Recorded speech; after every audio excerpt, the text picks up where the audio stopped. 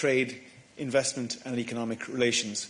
I'm very pleased to be joined here in the press room by our EU Trade Commissioner Maros Sefcovic, who has been working night and day to get this joint statement over the line. So the Commissioner will say a few words and then we will take your questions as usual. Commissioner, the floor is yours. Good afternoon. As Olive rightly pointed out, over the summer and under the steer of President von der Leyen, I have maintained regular contact with my US counterparts to follow up on the July agreement reached in Scotland. And today I am pleased to announce that we have crossed the finish line. We are issuing a joint statement that frames our agreement on a fair, balanced and mutually beneficial trade and investment relationship between the European Union and the United States. This carries considerable weight and is truly impactful at a time when the trade landscape has completely changed. Our transatlantic relationship is one of the largest economic partnerships in the world. And this agreement has a clear common goal: to put it on solid ground and help drive reindustrialization on both sides of the Atlantic. And we want to fully unleash the potential of our combined economic power. But this is not the end. It's the beginning. This framework is the first step, one that can grow over time to cover more sectors, improve market access and strengthen our economic ties even further. This work has been intense and essential. It brings stability and predictability to our relationship, two things that matter deeply to our businesses. It also strengthens our broader transatlantic partnership, which is more important than ever in today's complex geopolitical landscape. Let me focus on a few highlights from the joint statement. First, a 15% all-inclusive tariff cap for the European Union. This is the most favorable trade deal the US has extended to any partner. A wide range of sectors, including strategic industries such as cars, pharmaceuticals, semiconductors and lumber, will benefit from this cap.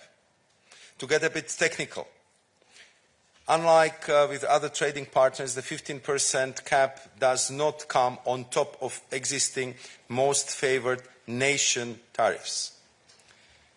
Instead, it includes them. Where existing tariffs are already 15% or higher, no additional tariff will apply. This means that the EU will benefit from significantly lower effective tariffs compared to other countries. Second, we have locked in significant exemptions, zero or no zero tariffs in important areas. This includes unavailable natural resources such as quarks, then aircrafts and aircraft parts, generic pharmaceuticals and their ingredients and chemical precursors. Again, this is just the first step. The EU and the US will explore exempting additional sectors in the future. Third, tariffs on cars and car parts will drop to 15% starting August 1st, helping our automotive industry remain globally competitive. Fourth, recognizing our shared challenge and the benefits of joint action, the EU and the US intend to collaborate to shield our economies from overcapacity in the steel and aluminium sectors. In practice, we will work together on tariff rate quota solutions to ensure security of supply in these critical industries. On our side, the Commission is taking concrete steps to remove tariffs on all US industrial goods and expand market access for US seafood and agricultural products. The EU will also strengthen its energy security by procuring US LNG, oil, and nuclear energy products valued at $750 billion through 2028. Additionally, the EU will enhance its AI capabilities by securing a steady supply of AI chips from the US for European computing centres valued at least $40 billion. Our companies foresee $600 billion in new EU investments in strategic US sectors through 2028, and we will increase defence procurement from the US to strengthen NATO interoperability. All in all, this is a serious strategic deal.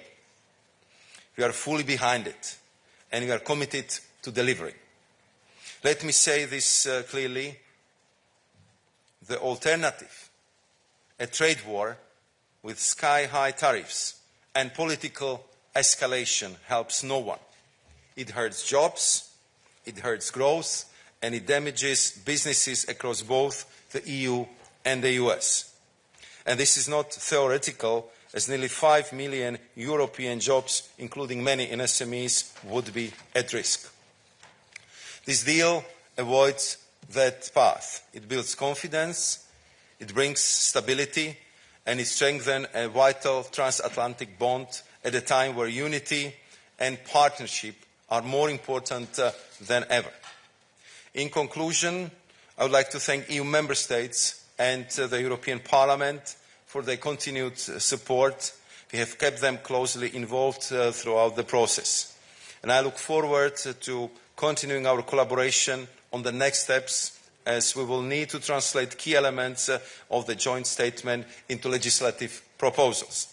Finally, let me appreciate my US counterparts, Secretary Latnik, US Trade Representative Ambassador Greer, and their teams for the positive and cooperative relationship my team and I have developed with them over these months of intense meetings and negotiations. Thank you. Many thanks, Commissioner. We can now start taking your questions. Andy Bounce. Hi, thanks very much. First day back from holiday, so good timing.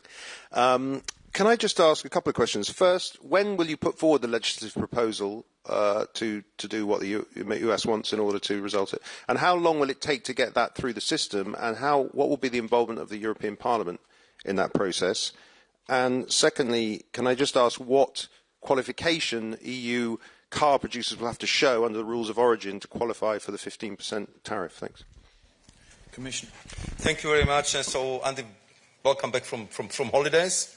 And if it comes to your questions, so as you would, I'm sure you probably already have read it. If not, you will, I'm sure, go very thoroughly through the text of the joint statement.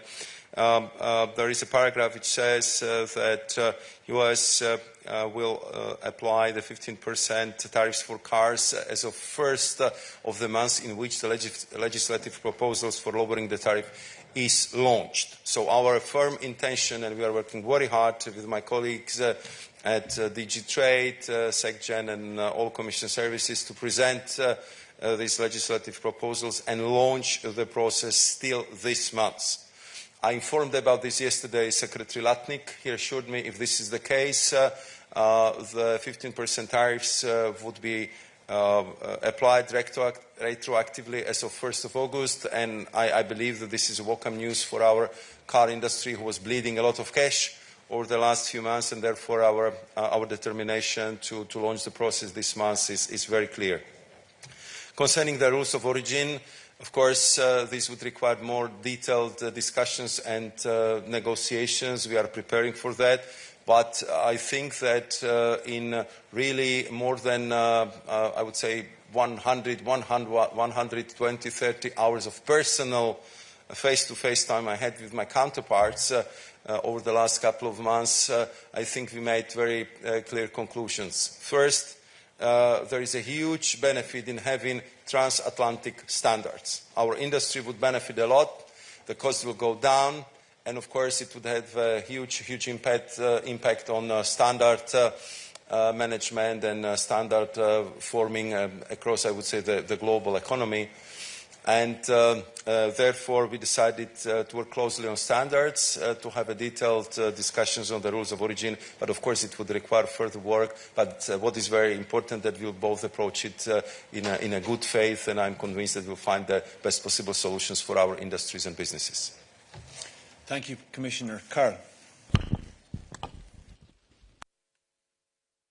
Carl de Meyer for Les Echos. Commissioner, you didn't say anything about the digital legislation of the EU. I remember after the framework agreement in Scotland, there were somehow contradictory assessments from the US side and the EU side. Are you confident that now the interpretation is reconciled? Thank you very much for that question. You will find one paragraph on the cooperation in the digital sphere and cybersecurity, but this applies mostly to the usage of the networks, and I would say this type of the cooperation. And as you would probably recall, it was a few months ago I was signing a digital agreement with Singapore. We've been upgrading our trade agreement with Japan. Just to add, I would say, this digital element in our trade agreements, because the agreements with these countries been signed before the digital became so important. So what we are actually doing here is actually creating the conducive space for enhancing, of course, the digital trading possibilities between EU and US. But your question is related to the DMA, DST, DSA, and we kept this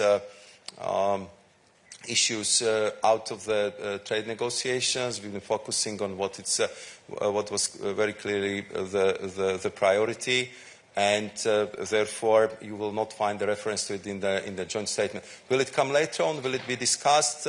Our relationship is so vast that for sure there will be a lot of issues which will be discussed, but we of course been very clear that for us the regulatory autonomy is absolutely important, and that was our position from the beginning until the conclusion of this joint statement. Thank you, Commissioner. Janos. Thanks. Janos Anbach, Amman, Table Briefings. You haven't answered Andy's question on the Parliament's involvement, so I would like to re-ask that. What's the Parliament's role in lowering the EU tariffs for the US? And then secondly, in the joint statement, you write that the European Union further plans to work with the United States to adopt and maintain technology security requirements in line with those of the United States.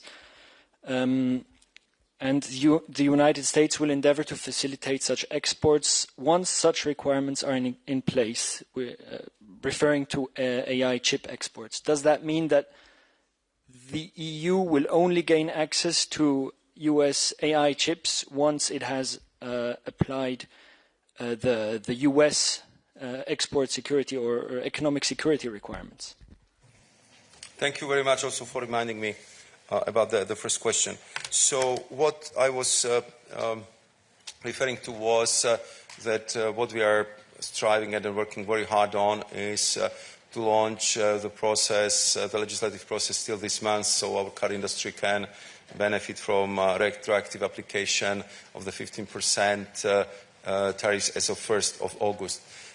Just before I was talking to you, I was briefing EU ambassadors, I was briefing the key members of the European Parliament about the joint statement and results of our negotiations, and I also explained to them what we proposed is to make the legislative proposal, which would be then of course discussed by the co-legislators. So it would be the ordinary legislative procedure, and of course I was pleading with them already this morning that we should work constructively on these very important issues, to be swift and to conclude the work with the full involvement of European Parliament and of course the Council to deliver the results we are committed to and which is reflected in the joint statement.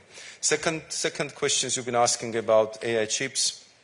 I'm sure you would be recalling the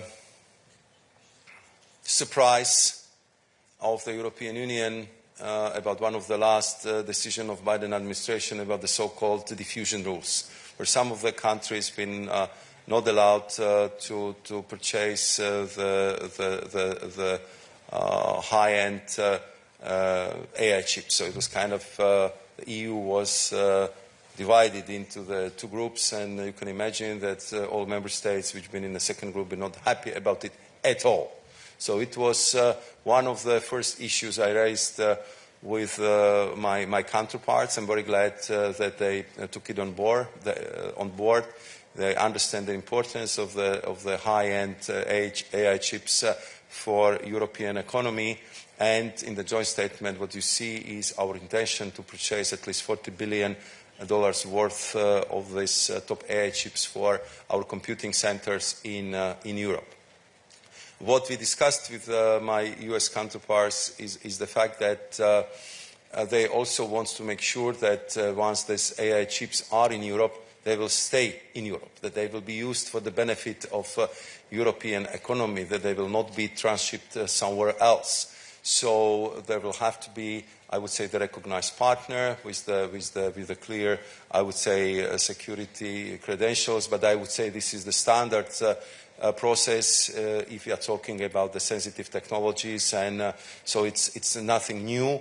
For us, of course, what is important is to have the access to these top technologies, and we are, of course, ready to work together with our US partners to make sure that we, of course, respect all the security requirements of both parties, EU and US, just to make sure that sensitive technology will not end in the wrong hands. And therefore, I do not see any problem with that, because clearly our certified companies are absolutely ready to make sure that the appropriate handling and use of high sensitive top technology, in this case AI chips, will be properly organized and maintained.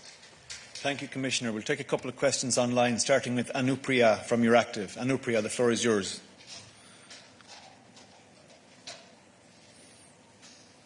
Hi, thank you for the question, Anupriya from Euractiv. I wanted to ask specifically what is meant by unjustified digital barriers that is mentioned in the joint statement, and what does it entail? Is that referring to the DSA and the DMA, or any other aspects? Thank you.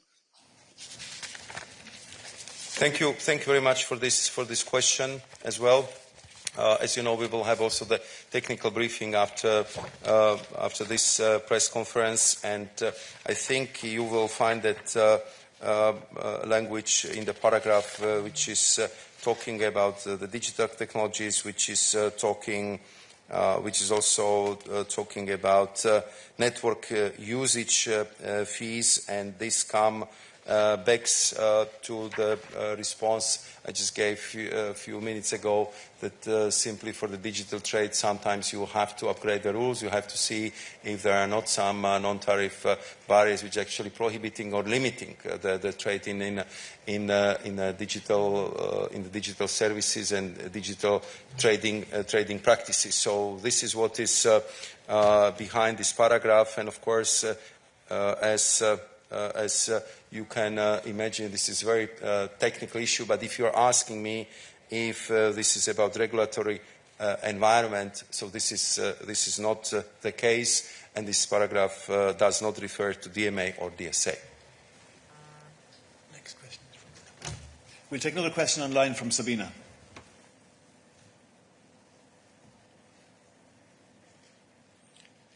Sabina, are you there? Can you connect?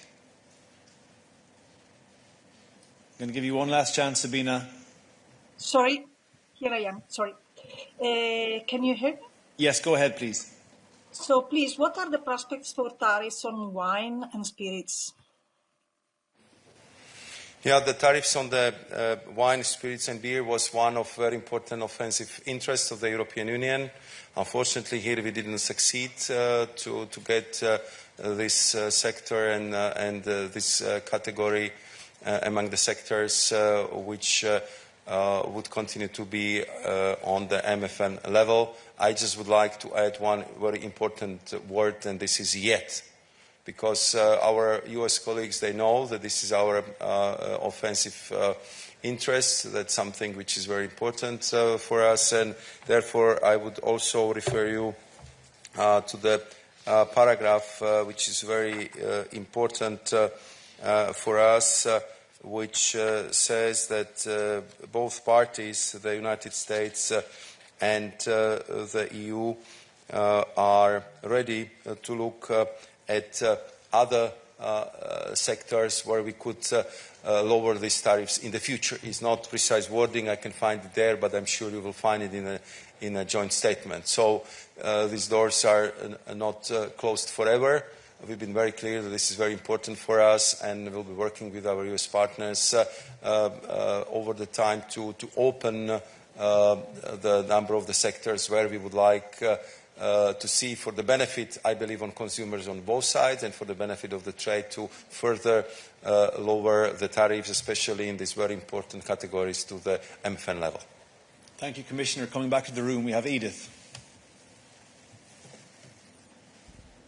Thank you very much. Edith Hancock with Dow Jones. Thank you for the question. It's really a follow-up on the wines and spirits. So you say that this has been a big issue for the European Union. We know that member states have been lobbying quite hard for that. It's a huge issue for industry on either side of the Atlantic as well. How soon, when you say yet, how soon do you think exemptions will come out? And can you speak to anything about the appetite from the US side, from all these long conversations you've been having with your counterparts, of, you know, how amenable they would be to that exemption? Thank you.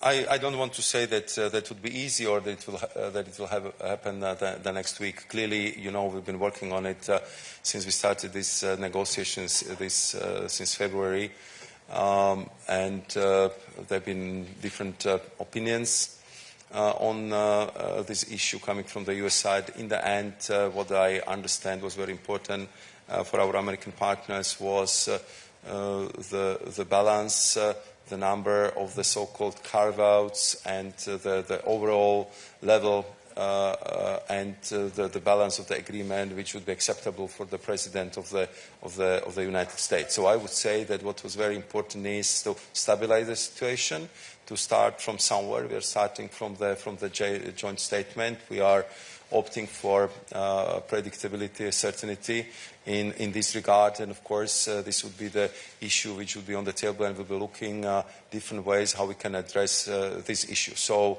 but I also do not want to be in the position to offer the false promises right now, because we've been working very hard on that. This one we didn't get in, but what I can tell you that there is clear commitment from the European Commission that we'll be putting on the table, and we've been working as hard as we can to expand the number of sectors. And for us, two particular important areas. One is wine, spirit and beer, and second, of course, is steel and aluminium, because these are two sectors where I believe we are mutually complementary, and where I believe that on both sides of Atlantic we would benefit hugely if we would manage to go back to MFN levels. Thank you, Commissioner. I don't see any more hands in the room. I'll come back to you, János. Let me go online again. Finbar. Thank you very much, Olaf. A question on the economic security elements of the agreement. You've said that the agreement says that you will cooperate on outbound and inbound investment screening with the United States. Obviously, in the last administration, this was not terribly popular with member states, the idea that the outbound investment screening would be done in tandem with the White House.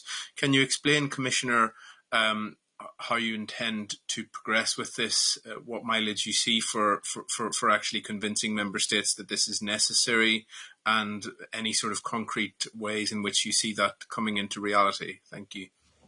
Thank you very much for that question. I mean, I'm sure, and I hope, let's start with I hope. I hope that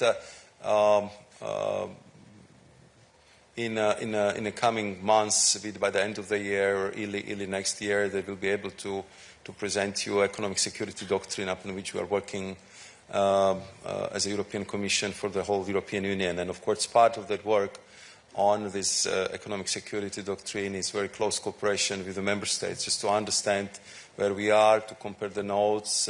Different member states have different approaches, and we need something which would be coherent across the board for everyone, so we will not have loopholes in the system, and we will have the same standards. And of course, if it comes to sensitive technologies, I was referring to AI chips. There was a clear understanding from the NATO summit that we need even more interoperability among our systems, be it in military, be it in cybersecurity, and therefore this is clearly, I would say, totally new area where we also feel that with our closest ally and largest trading partner, we just have to also upgrade the way how we would assess economic security from the technological point of view, how we would make sure that we would respect the sensitivities from both sides if it comes to the shared technologies, because if I'm talking about the chips, we are so interwoven, we are so interlocked that we have the printing machines which are printing the chips. Americans have the designer who are designing them, so it's only natural that we have to work very closely to have the same standards. Another very important aspect, which you will also find in the joint statement, is how we are going to tackle the sector of critical raw materials. I mean, we have seen how this became super sensitive. We had quite a few dramatic moments in the spring and early summer of this year, where simply permanent magnets, rare earth, and other critical raw materials became of short supply to our EU companies. And again, it's only natural that we would look some kind of common solutions, common approaches to make sure that our industry will have what it needs to perform and to work in this direction. So I think that the attitude of our member states is slightly changing. We know that if we use the word security, we are very much in the domain of national prerogatives of our member states, but I think there is increased understanding among them that we just simply need to do much more together. And I think from the reaction from our member state this morning, there is also the appetite to work even more closely in this area with our NATO allies and with the United States of America. Many thanks, Commissioner. I will take another question online before I come back to the room. Sophie Petitjean. Go ahead, Sophie. Yes, hello, thank you. Coming back to the unjustified digital barriers, I would like to ask you about a statement from Mr. Lutnick that he gave end of July, where he said that plenty of hours trading left to do, and he mentioned namely digital services taxes. So can you elaborate a bit about that, as it's not mentioned in the joint statement? Is there an informal agreement to discuss this topic in the future? Thank you. Thank you very much. You rightly pointed out that there is no reference in the joint statement to this, because we've been focusing on the top priorities, and if it comes to taxation and digital service taxes, you know, those which exist have been issued under the national competence, and therefore the EU doesn't have the competence over this nationally introduced digital service taxes. Therefore, we decided to keep all this sector out of the joint statement, and our focus would be now on the proper implementation of what was agreed, and therefore I'm glad that this is how we concluded our discussion on this common document, because it anyway gave us a lot of work for the coming months and weeks. Thank you, Commissioner. We need to start wrapping up, folks, as the Commissioner has other engagements, and we want to allow time for the technical briefing. So I'll take one more question from online. Matthew at MLEX. Go ahead, Matthew.